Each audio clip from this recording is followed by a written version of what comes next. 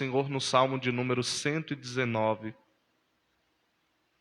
Manterem a Bíblia aberta, para que vocês possam acompanhar o raciocínio do salmista e também a exposição teológica e prática do texto bíblico. Verso 25 ao verso de número 32.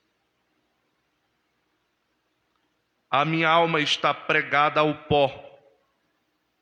Vivifica-me segundo a tua palavra. Meus caminhos eu te descrevi e tu me ouvistes. Ensina-me os teus estatutos. Faz-me entender o caminho dos teus preceitos, assim falarei das tuas maravilhas. A minha alma consome-se de tristeza. Fortalece-me segundo a tua palavra. Desvia de mim o caminho da falsidade. Concede-me piedosamente a tua lei. Escolhi o caminho da verdade. Propus-me seguir os teus juízos. Apego-me aos teus testemunhos, ó Senhor. Não me confundas. Correi pelos caminhos dos teus mandamentos. Correrei pelos caminhos dos teus mandamentos, quando dilatares o meu coração. Hoje nós vamos falar sobre a esperança dos que amam a palavra. Observe que a seção anterior ao versículo de número 25, ou seja, ainda no fim do versículo do verso de número 24, o salmista conclui esta seção anterior falando a respeito do prazer, dos deleites da palavra do Senhor. Ele termina a seção anterior se deleitando na palavra, mostrando o seu prazer sobre a palavra. Só que no verso 25 ele começa outra seção diante de uma situação totalmente diferente. Ele inicia esta sessão ele finaliza a sessão anterior no prazer e ele começa essa outra sessão no pó. Veja que são dois extremos diferentes, levando em consideração que o salmista está expondo aqui os seus impercaustos. Ele está expondo aqui as suas deficiências, as suas limitações, as suas aflições. Ele sai do prazer para o pó. Observe que a vida cristã, ela transita nos dois extremos. Existem dias que nós estamos extremamente bem. Estamos desfrutando dos prazeres da palavra. Só que existem dias que nós estamos extremamente ruins. Migramos de um extremo para o outro. Não era diferente com o salmista.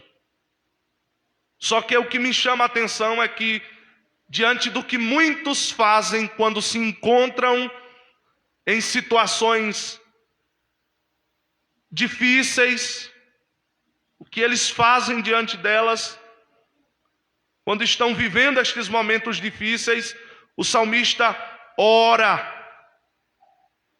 para que sua confiança e sua esperança esteja na palavra de Deus e no Deus da palavra.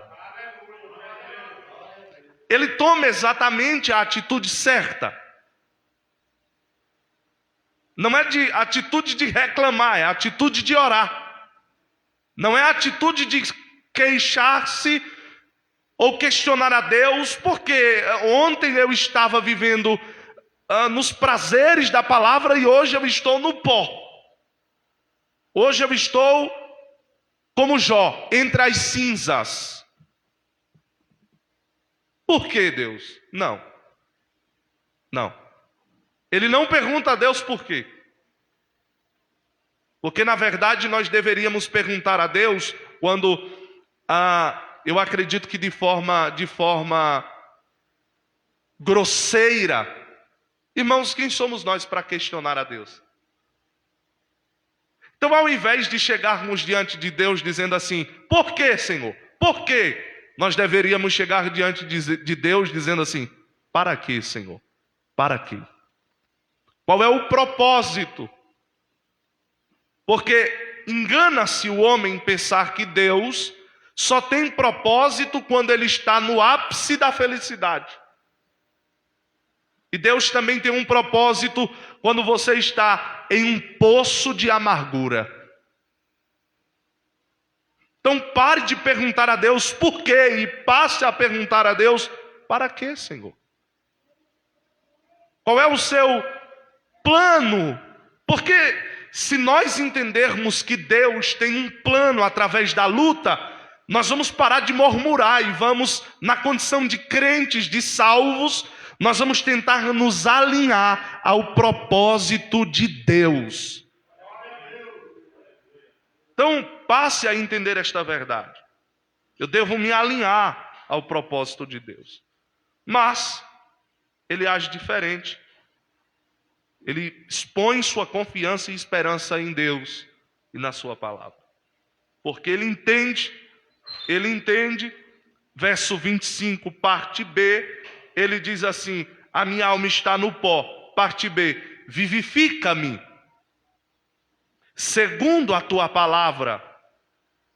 A palavra é para o salmista a esperança que produz vida em meio aos ataques dos inimigos. Sim, o salmista não está se sentindo no pó por conta de frustrações pessoais, por conta de pensamentos não correspondidos. Não é por isso. O salmista está dizendo que está no pó, porque durante todo o Salmo 119, ele vai expressar que o que leva ele a estar nesse estado são os inimigos. Então é por isso que o salmista entende que a palavra é esperança e que ela produz esperança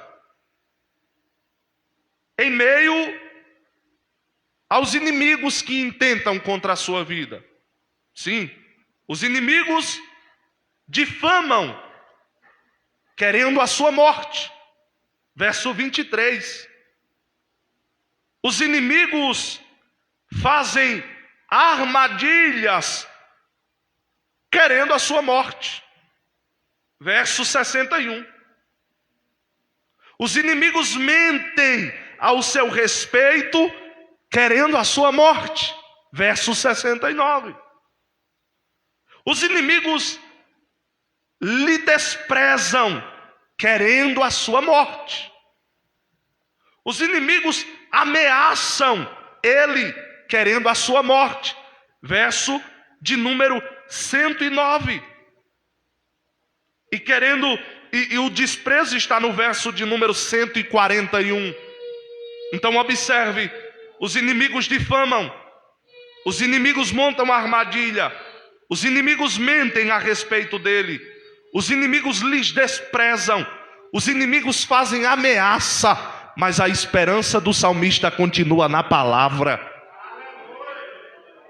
O que fazer, pastor, em meio à defamação? Ora, quem te defama de forma injusta, os caluniadores, eles só querem matar sua família, matar seu ministério, destruir o que você está projetando. Se você não tem culpa no cartório, como diz o adágio popular, quem não teme, quem não deve, não teme, fica tranquilo e continua confiando na palavra, porque Deus justifica aqueles a quem Ele chama. Desespero, às vezes queremos brigar, porque alguém falou mal de nós. Ora, se falou de forma injusta, eu não tenho que temer. Quem deveria temer é quem falou injustamente. É assim que devemos compreender isso. Os inimigos fazem armadilhas, o que tem de gente projetando caminhos, meios para te ver no chão. Lembra da mensagem de domingo? Neemias está construindo os muros, Sambalate, Tobias e Gessem ficam procurando estratégias para tirar Neemias do propósito. Mas eu venho aqui nesta noite dizer para todos nós que as estratégias do inimigo, as armadilhas do diabo, ele vai fazer para que ele mesmo caia nelas. O Senhor é quem nos guarda. Os inimigos mentem. O que fazer, pastor, diante de mentiras? A verdade sempre vem à tona. Sempre. Então, nos últimos dias eu tenho aprendido isso. Eu tenho aprendido muito a respeito disso. É por isso que eu estou lendo o Salmo 119, estou pregando o Salmo 119 e pretendo até fazer um livro sobre o Salmo 119. Porque o Salmo 119 é de uma profundidade terrível teológica, é de uma profundidade terrível prática, é a vida do crente, o Salmo 119. Então as pessoas mentem. Agora, irmãos, o que me deixa preocupado é saber que alguém que diz conhecer a verdade fala mentiras. E deixa eu deixar isso claro. Muito provavelmente, quem vive na prática da mentira, porque a gente vem no púlpito e diz, não, adultério é pecado, prostituição é pecado, fornicação é pecado. Só que a gente esquece que tem um bocado de crente na igreja mentiroso. E deixa eu dizer uma coisa, se você é mentiroso, você não é filho de Deus, porque o pai da mentira é o diabo. Se você mente, você é filho do diabo. Então muito cuidado, tem crente que não é adúltero, tem crente que não é prostituto, tem crente que não pratica imoralidade sexual, mas tem uma vida de mentira desgraçada.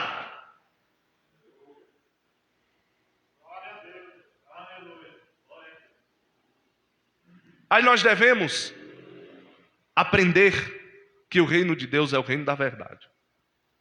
Nós devemos aprender que o nosso Cristo disse, eu sou a verdade. Sabe por que Cristo disse que Ele é a verdade? Porque tudo que estiver fora de Cristo não passa de mentira e de conversa fiada. Pastor, de que maneira eu procedo na verdade? Olhando para a Bíblia, porque a Bíblia é a palavra da verdade. De que maneira eu procedo com a verdade? Olhando para Cristo, porque Cristo é a palavra encarnada, é a verdade personificada, ou seja, a verdade que se fez carne. Em João 17:17, Jesus disse, Pai, santifica-os na verdade, a tua palavra é a verdade. Em João, 1 João, capítulo de número 5, versículo de número 17, ele disse, 17 ou 7, agora me confundi, mas ele disse, 3 são os que testificam no céu, o Pai, a palavra e o Espírito, e os 3 são um, de maneira que, queridos irmãos, não tem como desassociar de Deus a verdade, não tem como desassociar de Deus a palavra, não tem como desassociar de Deus o Espírito, porque os 3 são um, e o único Deus a quem nós servimos, ele permanece sendo os 3 tripartido, o Deus triuno, Pai, Filho e Espírito Santo. Aí se eu estou em Deus, se eu estou em Cristo, e se o Espírito está em mim, e a Bíblia diz que Ele é o Espírito da verdade, eu não posso viver uma vida de mentira. Às vezes o crente mente, pastor, mente. Às vezes o pastor mente, se vacilar, mente.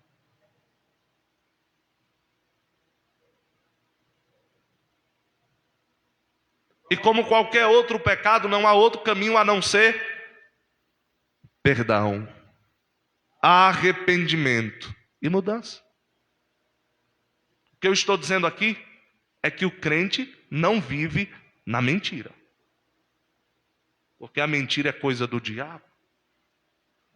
O crente não pode desprezar. Como lidar com o desprezo? Porque o salmista está sendo desprezado aqui. Mas quem está desprezando o salmista aqui são ímpios. Só que hoje nós temos outro problema, que não só os ímpios desprezam os crentes, mas os crentes também, porque os crentes agora são recíprocos. Não, despreza a gente vai desprezar também. Aí passam a desprezar as pessoas. Passam a repugnar as pessoas. Olha, você não é obrigado a concordar, viver como seu vizinho vive, como alguém que faz bagunça na sua rua, só que você não pode desprezar essas pessoas. Você não pode tratar estas pessoas como se você fosse, e aqui eu falo para crentes, o crente não pode cair nesse erro, porque um dia nós somos desprezados. Hoje nós somos aceitos, que eu acho um perigo, quando a igreja passa a ser aceita, quando os crentes passam a ser aceitos, quando alguns pastores no púlpito dizem assim, aí está o irmão simpatizante da nossa fé, amigo do evangelho. O evangelho nunca teve amigos. Ninguém nunca gostou do evangelho. Por que agora está gostando? Por que agora estão gostando? É porque o evangelho que estão vivendo hoje se assemelha muito à forma promíscua, omissa que os homens vivem lá fora. É por isso que estamos sendo aceitos, porque todo mundo hoje é comum. Tem crente que diz para o católico, não pai, fica tranquilo, é o mesmo Deus. Não. O Deus que a igreja serve, e aqui eu tiro placa denominacional, eu falo da igreja, corpo de Cristo. O Deus que a igreja serve não divide a sua glória com ninguém. O Deus que a igreja serve é um Deus exclusivista, é um Deus que não suporta a idolatria.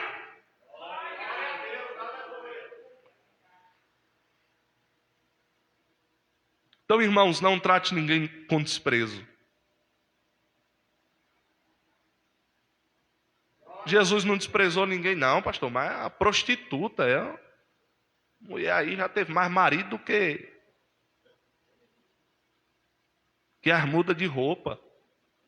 Pai, Jesus sentou-se exclusivamente para atender uma prostituta, sem problema nenhum, e não foi a primeira vez. Vou repetir, não foi a primeira vez que Jesus recebeu prostituta diante dele. Ele recebeu uma prostituta no capítulo 4 do Evangelho segundo escreveu João.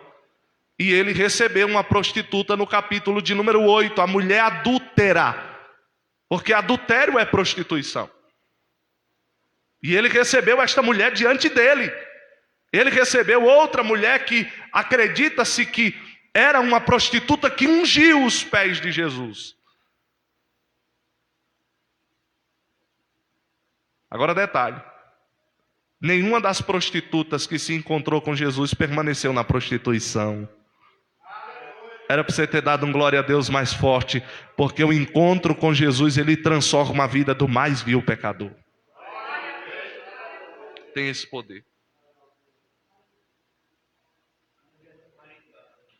A mulher samaritana, eu acabei de citar, João capítulo 4.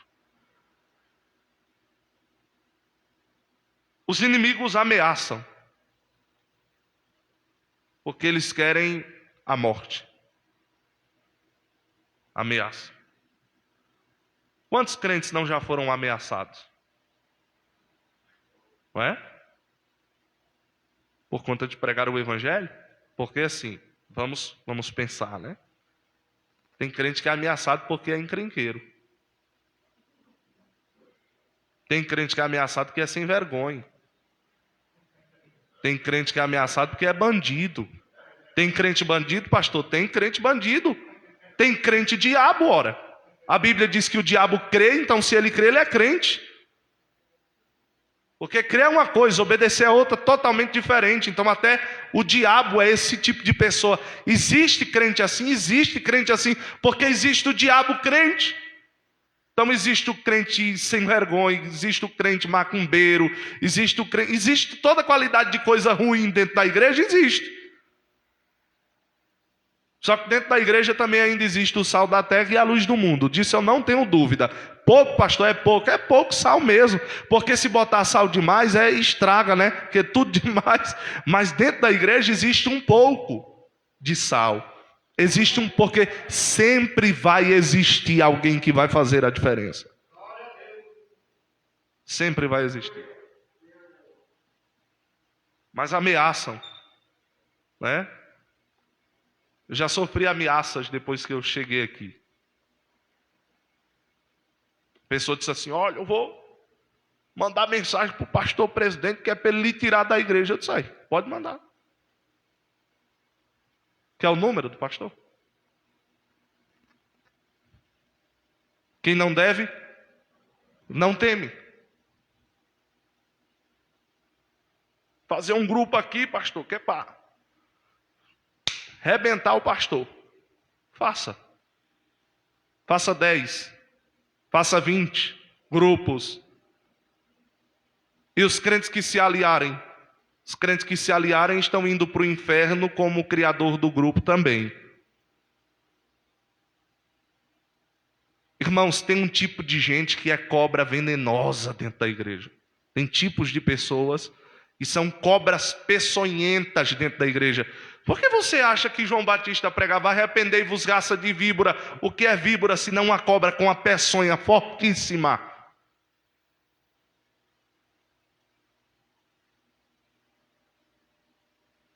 Pode prestar atenção, que quando essas pessoas se infiltram no meio da igreja, quem dá ouvido a essas cobras e é envenenado por elas, some da igreja. Foi picado e não sabe. Agora, a pergunta é: qual é a forma de tirar o veneno da serpente? É olhando para a serpente que Moisés levantou no deserto. Quem é essa serpente? Aí Jesus disse: assim como a serpente foi levantada no deserto por Moisés para expelir o veneno, o Filho do Homem também será levantado. Jesus, pregado naquele madeiro, diz para nós: olhem para mim, porque se o crente que está envenenado olhar para Cristo, o veneno sai na hora, em nome de Jesus, porque o sangue de Jesus tem poder. Mas aí fica olhando para tudo, menos para a serpente levantada, menos para o Cordeiro de Deus que tira o pecado do mundo. Olhe para Jesus e a sua alma será salva. Olhe para Jesus. Eu contei isso e vou repetir. Certo dia, na Inglaterra, veio uma tempestade muito forte, que impossibilitou um jovem crente, filho, neto de pastor, chegar até a congregação que ele congregava. E nas cercanias da sua casa tinha uma igreja. E naquela noite, naquela igreja, o pastor também não conseguiu chegar para o culto, porque a tempestade impediu o pastor de chegar. E ele disse: já que eu não posso ir para a minha igreja, eu vou para esta igreja. E naquela igreja tinha um irmão da igreja que assumiu o púlpito para dirigir o culto. E ele começou a pregar sem muito conhecimento, sem muita sabedoria, mas a mensagem dele era: olhem para Jesus e a sua alma será salva. E ele começou a dizer: jovens, olhem para Jesus e a sua alma será salva. E ele gritava naquele culto: você não precisa de uma faculdade, basta olhar para Jesus e a sua alma será salva. Ele olhou para o conjunto de crianças que estava naquela igreja e disse: crianças, olhem para Jesus e a sua alma será salva. O jovem que faltou o culto e foi para aquela igreja estava ali sem convicção da salvação, triste dentro do seu coração, porque era filho, era neto de pastor, mas ainda não tinha entendido o evangelho da graça, não tinha convicção de que se de fato era salvo.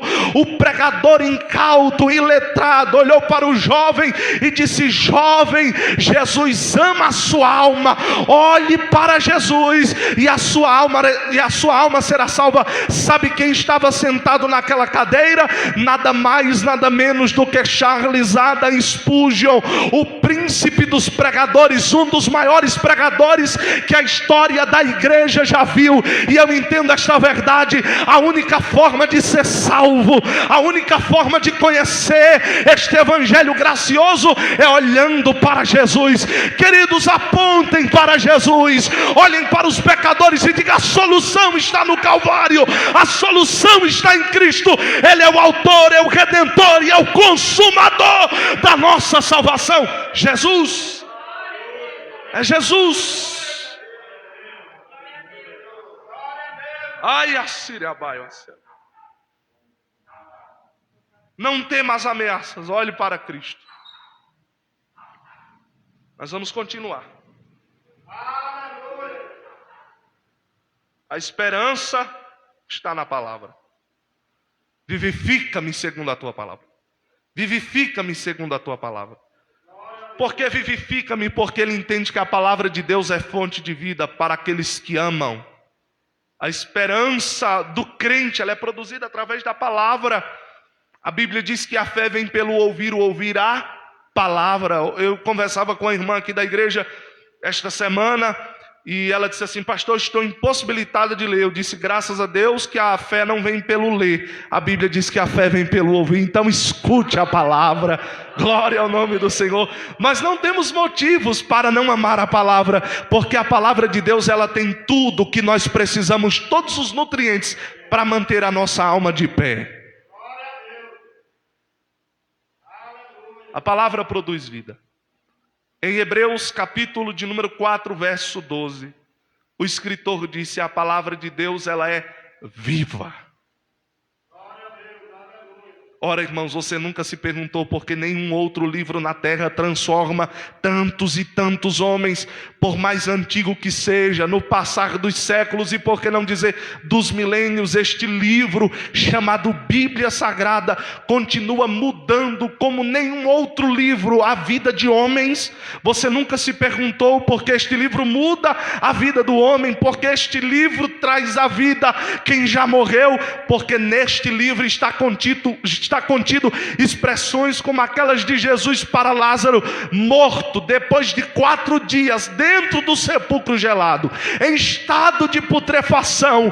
Cristo chegou na porta do sepulcro e disse: remova a pedra, e gritou: Lázaro, venha para fora. Assim estávamos nós, perdidos, mortos dentro do sepulcro. Qual era o sepulcro que estava? Sei lá. Alguns estavam no roubo, alguns estavam na prostituição, outros estavam na mentira, mas dentro do sepulcro gelado, Jesus gritou: sai para fora, Gabriel, sai para fora, João, e você está vivo pelo poder desta palavra vivificadora.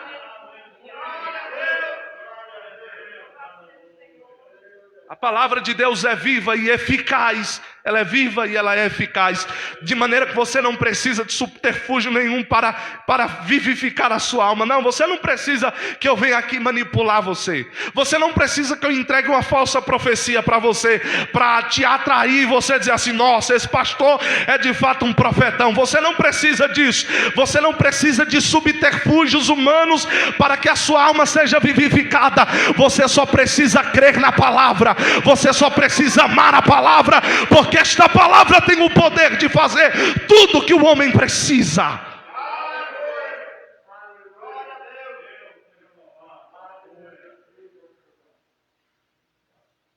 Há esperança para os que creem na palavra.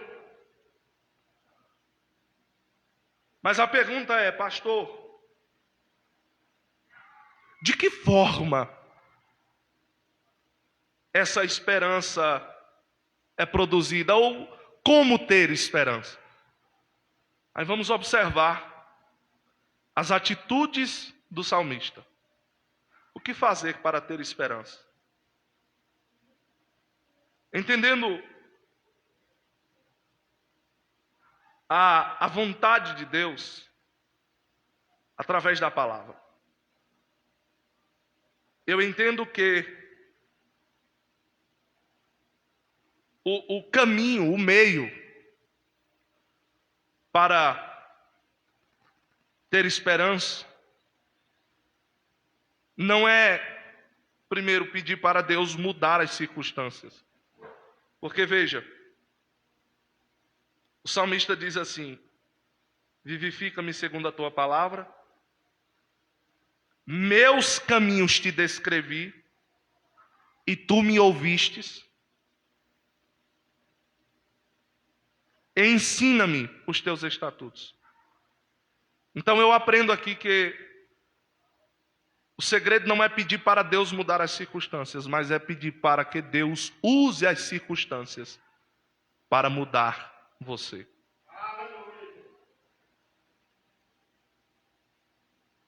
Use as circunstâncias para mudar você. Ele sabe os seus caminhos. O salmista disse: eu falei para o Senhor os meus caminhos. Ensina-me.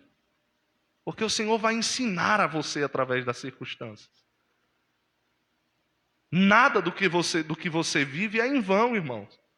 Nada, absolutamente nada. Paulo entendia que as suas prisões cooperavam para o bem e para o progresso do Evangelho. Vai entender, alguém que está preso está dizendo: eu estou preso para a glória de Deus. Você já ouviu alguém dizer isso? Não tem. Mas esta é a verdade que Paulo viveu. Agora, irmãos, convenhamos. Ser preso porque o crente está praticando algo ilícito é vergonha para o Evangelho. Agora, ser preso por conta do Evangelho da verdade, aí é glória para o Evangelho. Né? Se nós formos, por exemplo, proíbe a Bíblia, como em alguns países do mundo, você não pode ter a Bíblia nem no seu celular. Pastor, mas quem vai saber que eu tenho uma Bíblia no celular? Irmão, você não sabe o que é o comunismo. Nenhum celular conectado à internet, o indivíduo ele tem total liberdade para mexer no que quer, para falar o que quer, para conversar com quem quer. Porque os telefones são todos monitorados pelo governo comunista. Não há essa liberdade. É por isso que nos últimos dias houve essa manifestação. Qual o intuito da manifestação? Eu sei, tem fins políticos partidários, mas esqueça isso. Pensamos aqui como cidadãos sobre a nossa liberdade. Eu disse ontem para uma pessoa, a questão não é político A ou político B. Ora, se Bolsonaro for eleito presidente, ele vai ser meu presidente. Se o Lula for eleito, vai ser meu presidente. Eu não tenho partidarismo. E nós devemos entender que não dependemos de políticos, dependemos de Deus. A igreja não depende de Bolsonaro, a igreja não depende de Lula, a igreja depende de Deus. Agora eu disse para a irmã, nós temos que votar em pessoas que são pelo menos amigos do Evangelho, dos valores bíblicos, que se aproximam, porque o presidente Bolsonaro não é crente, ilude-se o crente que acha que ele é crente. Mas ele é o presidente mais próximo da perspectiva cristã. Família, pátria, enfim. Mas a questão é liberdade. Então imagine você se não tivesse liberdade para ter a Bíblia. Aí você vai de teimoso lá, eu não aguento, eu tenho que ler a Bíblia. E baixa o aplicativo. Aí alguém do governo monitora, pelo GPS acessa a sua casa e vai lá te prender. Porque você foi preso, irmão? Porque eu estava lendo a Bíblia, isso é louvável. Agora, por que você foi preso? Não, porque eu sapequei chumbo na porta do vizinho. Ligou o som aí, eu dei um tiro de 12 lá na porta dele. Tem crente que tem, irmão. Tem crente que anda armado. Não é? Tem crente que é trabalhando e facão na cintura. O espírito de tiringa entra nos crentes. Espírito de lampião, né? Escangaceiros gospels. Mas Deus vai se utilizar da circunstância para trabalhar em nós. Mas o que fazer para ter esperança? Em primeiro lugar, buscar fortalecimento em Deus e no Deus da palavra. Se não, vejamos. Verso 27. Faz-me entender o caminho dos teus preceitos. Assim falarei das tuas maravilhas. A minha alma consome-se de tristeza. Fortalece-me segundo a tua palavra. O que fazer para ter alegria? Buscar fortalecimento em Deus e na palavra de Deus. É a única forma de você ter esperança. Você ser um crente esperançoso, porque o seu fortalecimento vem de Deus. Buscar um fortalecimento piedoso. Ele diz no verso de número 29, desvia-me. Não, no verso de número... Meu Deus, meu óculos está ruim, irmão. Aleluia, glória a Deus. É 29 mesmo. Desvia-me de mim o caminho da falsidade e concede-me piedosamente a tua lei. Mas vamos falar sobre fortalecimento primeiro, depois falamos sobre piedade. O crente busca fortalecimento em quem? Na palavra de Deus, no Deus da palavra. Em Filipenses capítulo 4, versículo 13, texto muito conhecido por todos nós, Paulo disse: tudo posso naquele que me fortalece. Cristo é o nosso fortalecimento. É Cristo quem nos fortalece. Agora, irmão, convenhamos, é um texto muito mal interpretado, porque alguns dizem assim: não, eu vou ter a melhor casa, o melhor carro, vou ter dinheiro. Irmão, não é pecado ter a melhor casa, não é pecado ter o melhor carro, não é pecado ter dinheiro. Estude, trabalhe, procure meios para você agarinhar riquezas. Seja um crente rico. Certo? Abençoe a obra de Deus. Mas não pense que esse fortalecimento de Paulo aqui em Filipenses é para você conquistar riquezas, é para você ser o bambambam. O que os versículos anteriores diz? Paulo disse: aprendi a contentar-me com o que tenho, aprendi a viver na fartura, aprendi a padecer necessidade. Por quê? Porque tudo posso naquele que me fortalece. Então o que é buscar fortalecimento em Deus? É ser fortalecido para ter esperança no momento de escassez. Qual é a esperança que Cristo nos fortalece até hoje? Você está passando necessidade, mas mais cedo ou mais tarde a providência chega. Sabe o que é isso, irmão? Esperança. E essa esperança é feita por Deus em nossos corações. Sabe, existem crentes que estão vivendo bons momentos de sua vida. Como ter esperança se tudo está bom? Ora, tudo não está bom, irmãos. Por mais coisas que o homem tenha, ele ainda tem que ter a esperança que tudo vai melhorar. Quando, pastor?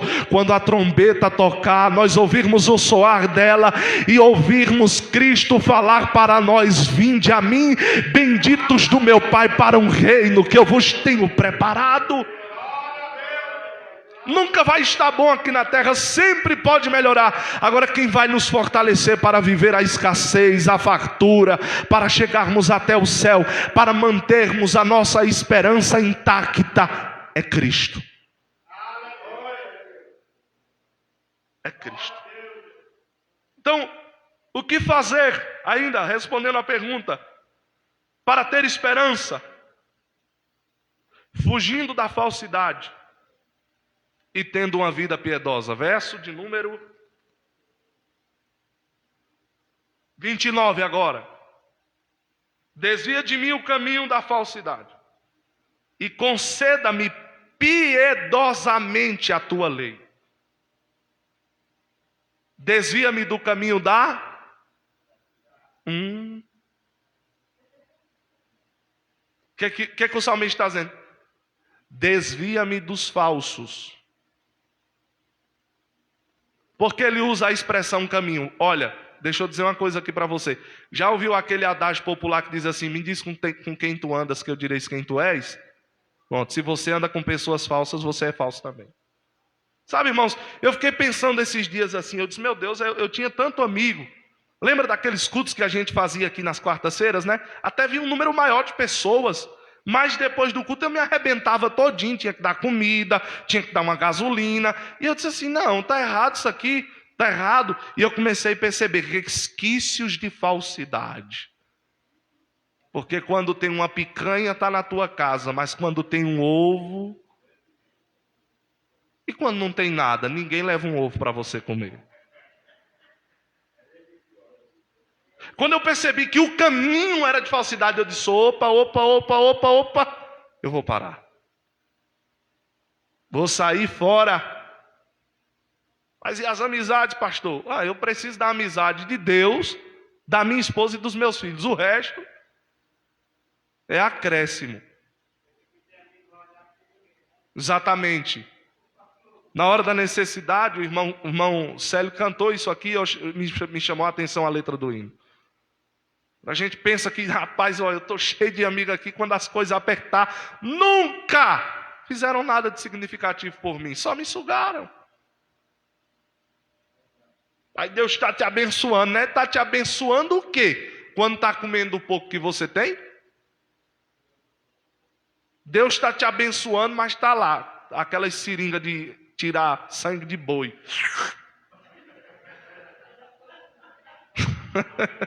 Vocês já viram, né? Ela é de ferro, desse tamanho assim. Tem outros que põem.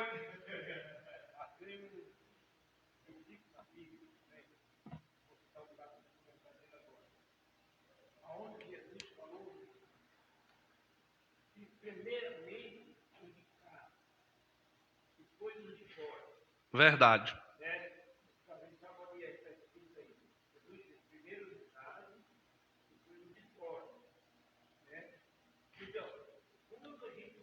Temos que atender os domésticos da fé, não é?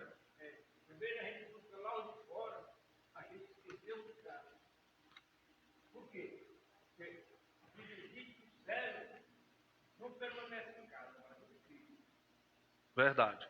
E aí, o grande problema é que a galera que vinha não sugava, não era da igreja.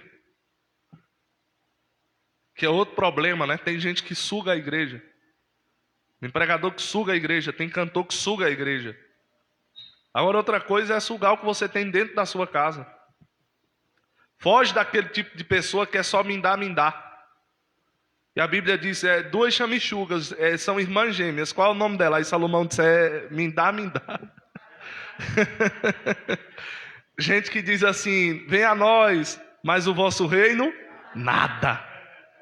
Quer receber uma oferta da igreja, sendo pregador e cantor, mas não é dizimista na igreja que congrega. Não dá uma oferta na igreja que congrega. Aí quer ganhar a oferta da igreja dos outros. Aqui não.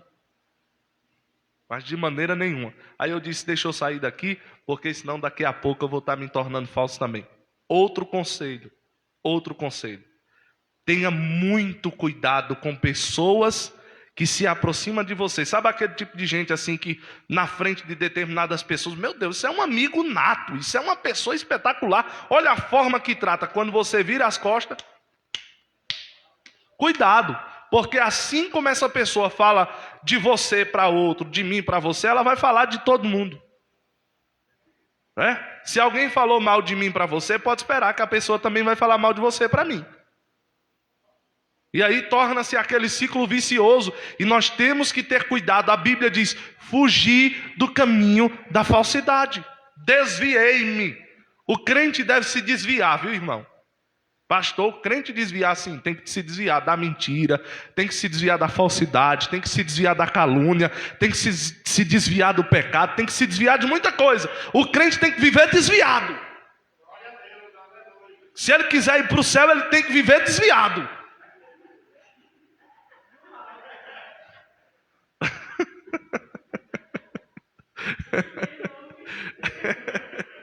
Eu expliquei, porque senão daqui a pouco já estou feliz com o número que tem no culto de ensino. Daqui a pouco ele está só eu. Não, o pastor disse que é para desviar. A gente tem que explicar o que fala, né? Então veja, fugir da falsidade para ter uma vida piedosa. Fugir da falsidade para ter uma vida piedosa. Porque é difícil alguém que é falso ter uma vida piedosa. Irmãos, pode procurar. Gente que é falsa não tem uma vida piedosa, porque não aprende com Jesus. O que é ter uma vida piedosa? Paulo disse a Timóteo, capítulo 4 da primeira carta a Timóteo, versículo 12.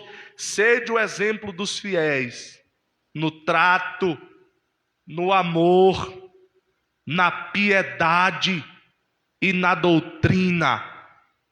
Observe, Timóteo está sendo orientado por Paulo a ter uma vida piedosa. Como é? De que maneira procede alguém que tem uma vida piedosa? Ele trata bem as pessoas no trato. Ele trata bem qualquer pessoa.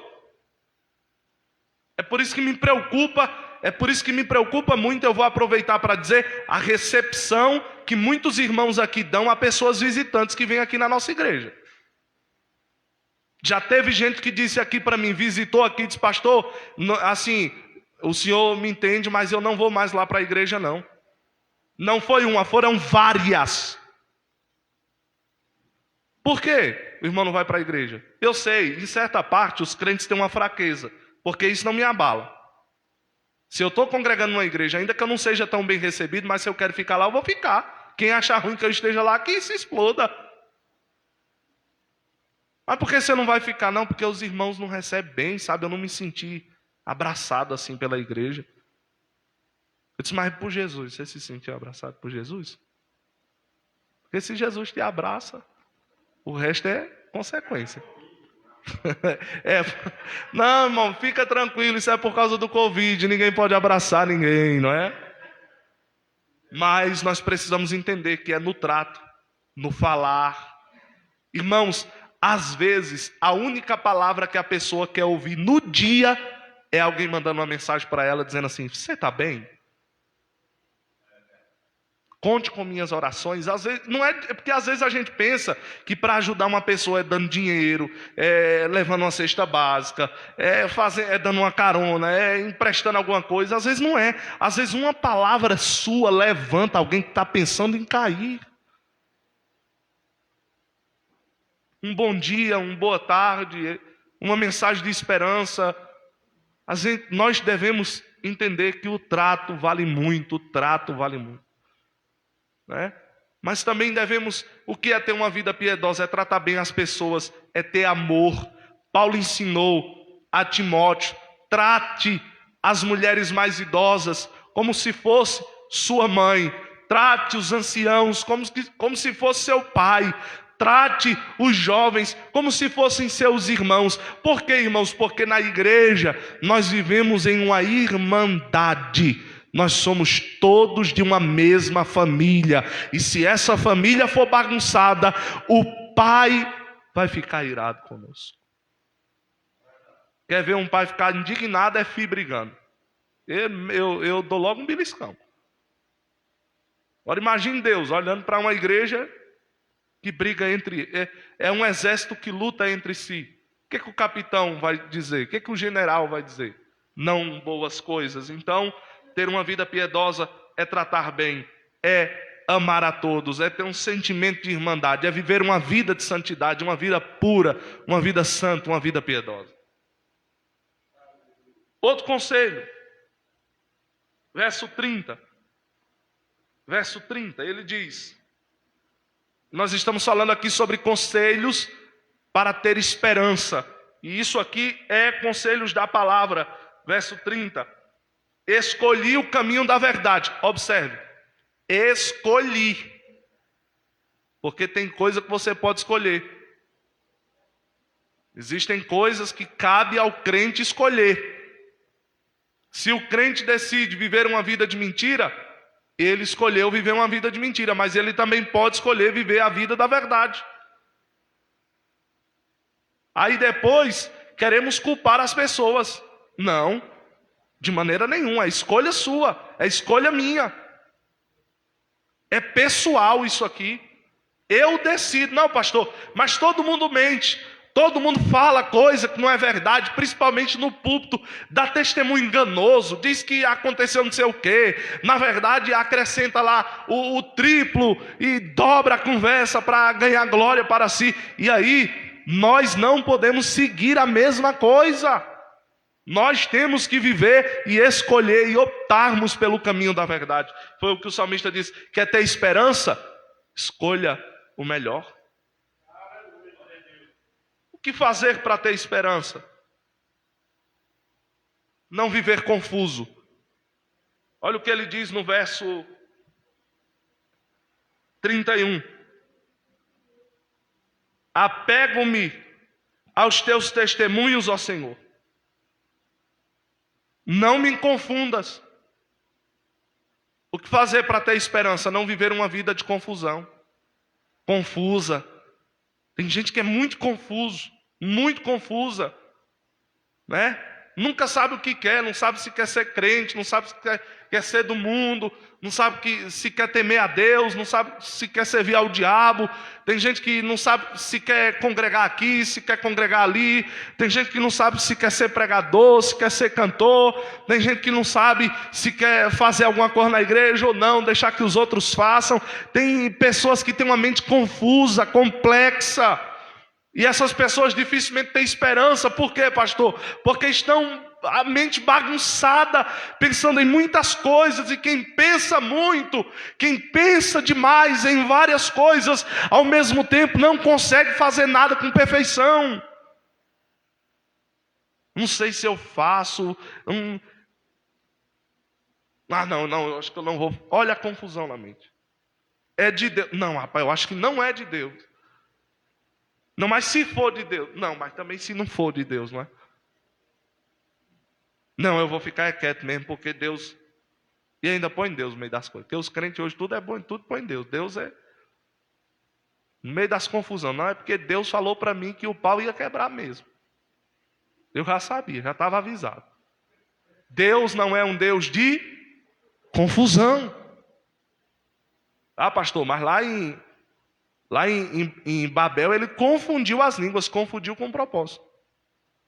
Mas em Atos ele uniu de novo. Oh, glória a Deus. Deus confundiu as línguas porque os homens falam. Outro problema quando todo mundo fala a mesma língua. Porque quando todo mundo fala a mesma língua, alguma coisa de errada está acontecendo. Aí Deus vai lá e diz: tem hora que eu vou. Quando a confusão é Deus que faz, ela é santa. Entende isso? A confusão causada lá em Babel por Deus foi santa. Foi tão santa que hoje você fala português por conta de Babel. Hoje alguém fala inglês por conta de Babel. Hoje alguém fala mandarim por conta de Babel. Hoje alguém fala outros idiomas por conta de Babel. Então há um propósito, a universalidade das línguas.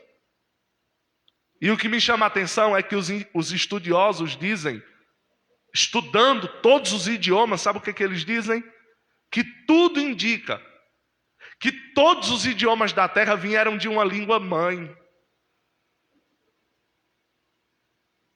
Entende?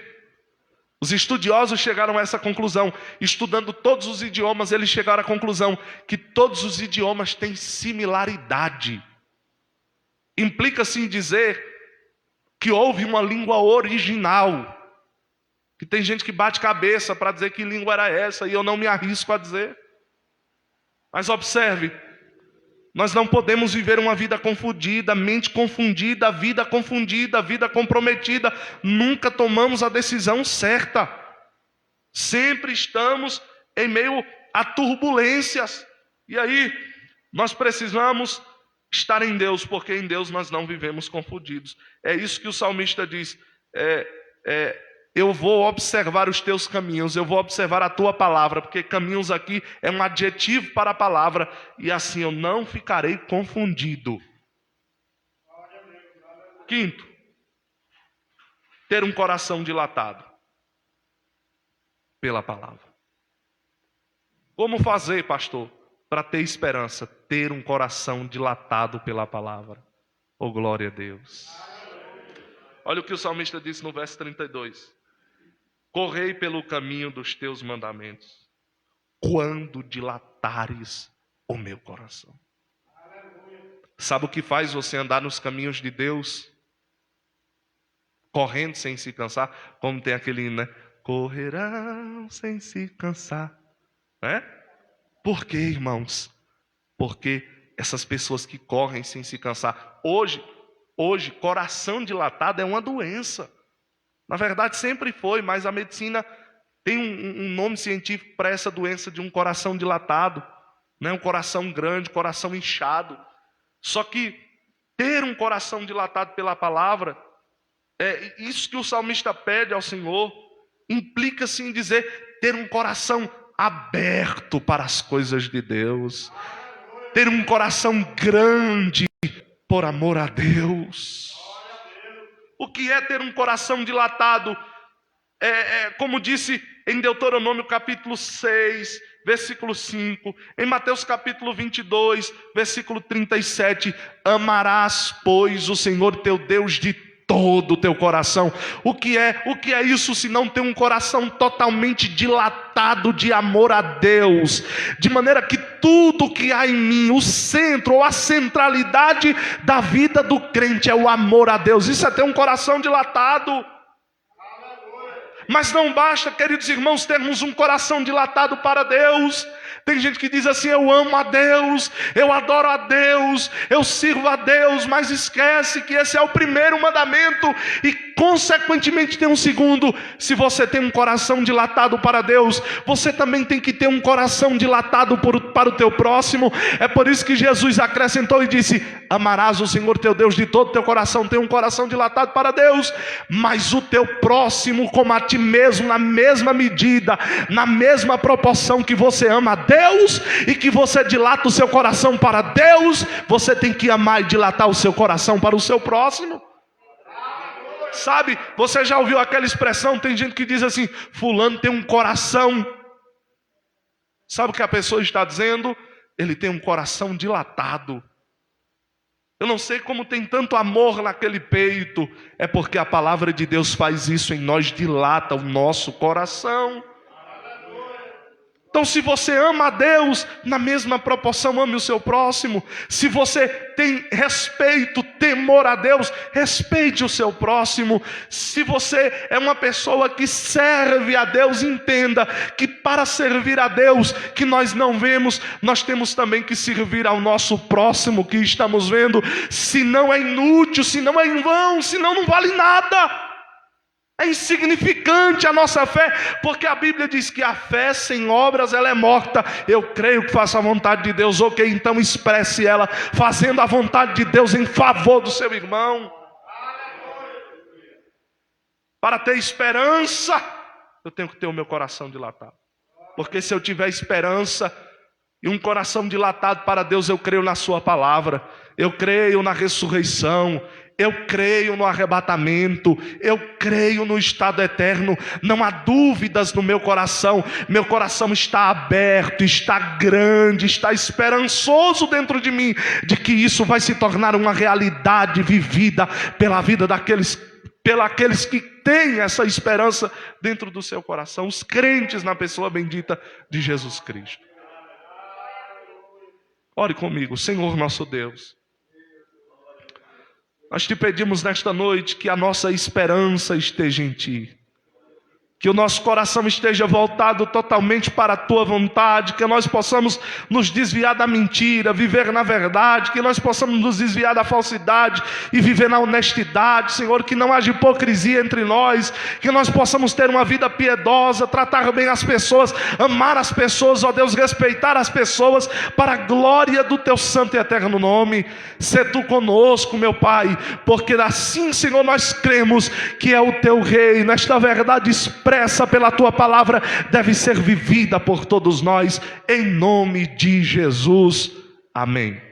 Aí tem um hino que diz assim: nossa esperança é Sua vinda.